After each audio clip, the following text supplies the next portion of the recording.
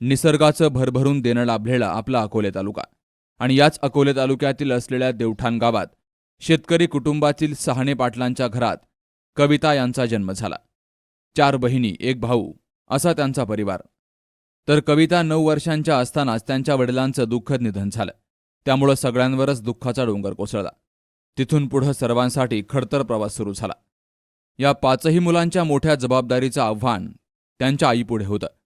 अशातच नातेवाईकांचीही मोलाची साथ मिळाली. कविता यांचं मामांनी शिक्षण केलं. त्या घरकामाबरोबरच अभ्यासात देखील खूप हुशार होत्या. मामांची शेती असल्यामुळं कवितांनी खूप शेतीकाम आणि कष्ट करून आपलं शिक्षण पूर्ण केलं. तर कलेची आवड असल्यामुळं सौंदर्य क्षेत्र निवडून त्यामध्ये करिअर करायचं ठरवलं. नंतर स्वप्नातलं शहर असलेल्या संगमनेर तालुक्यातील सरदार त्र्यंबकजी डेंगळे पेशवेंचा वारसा असलेल्या निमगाव जाळीतील डेंगळे पाटील घराण्याच्या त्या सुनबाई झाल्या. लग्नानंतर कवितातील कलागुण, चिकाटी आणि जिद्द बघून त्यांचे पती सुनील भास्करराव डेंगळे यांनी कविताला साथ दिली. प्रवास अजिबातही सोपा नव्हता. लहानपणापासूनच परिस्थितीचा सामना करावा लागला. त्यांना कोणतीही गोष्ट सहजासहजी मिळाली नाही. याच जिद्दीच्या जोरावर त्यांनी मोठ्या मेहनतीनं ह्या सौंदर्य क्षेत्रामध्ये पदवी घेऊन एक प्रोफेशनल ब्युटिशियन, मेकअप आर्टिस्ट म्हणून नाव कमावलं. ब्युटी क्षेत्रामध्ये 16 ते 17 वर्ष पूर्ण करून ऐश्वर्या म्हणजेच केडी हेअर ब्युटी स्टुडिओच्या त्या संचालिका झाल्या. कविता यांना 2 मुली आहेत, निकिता आणि इशिता. मुलींचं शिक्षण, त्यांचा अभ्यास, त्यांच्यावर योग्य संस्कार, पतीची कामं, पाहुणे, घरातील आणि कुटुंबियातील अशा सगळ्या जबाबदाऱ्या त्या आपल्या ब्युटी प्रोफेशन बघून निभावतात.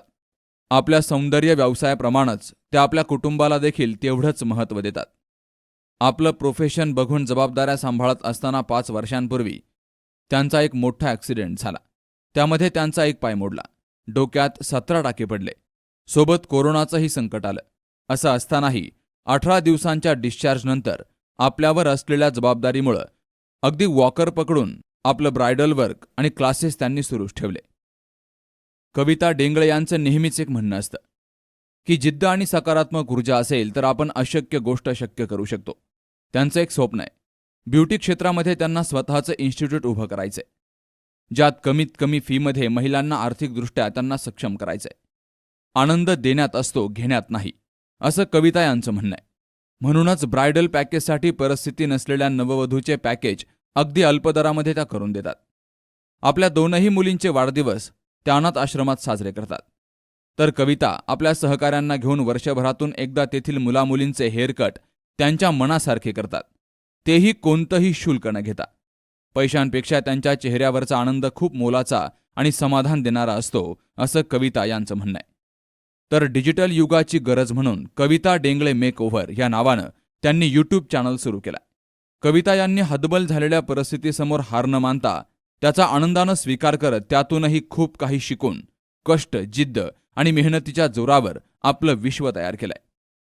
अशा आपल्या कष्टाळू प्रामाणिक परिस्थितीची जाण असलेल्या 2023चा ब्युटी आयकॉन हा अवॉर्ड प्रदान करण्यात आलाय. हा सोहळा नगर या ठिकाणी पार पडलाय.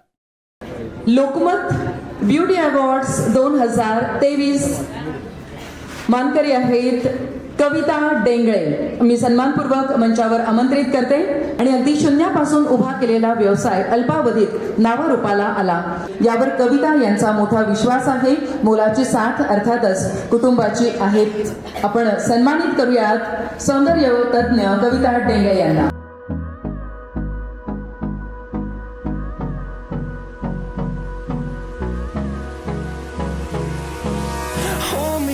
Till I get up, time is barely on our side. मी सौ कविता सुनील डेंगळे फ्रॉम संगमनेर. अनेक त्या संकटावरही मात करून संधीचे सोने करण्याचा मी नेहमी प्रयत्न केला. ब्युटी क्षेत्रात कलेची आवड असणाऱ्या सगळ्याच महिलांना मला आर्थिक सक्षम करायचे आहे. ब्युटी आयकॉन हा पुरस्कार मला माझ्या भविष्यासाठी, माझ्या मोठ्या स्वप्नांसाठी नेहमीच प्रेरणा देत राहील. ब्युटी आयकॉन हा पुरस्कार मला देण्यासाठी मी लोकमतचे खूप खूप मनापासून धन्यवाद करते. थँक्यू.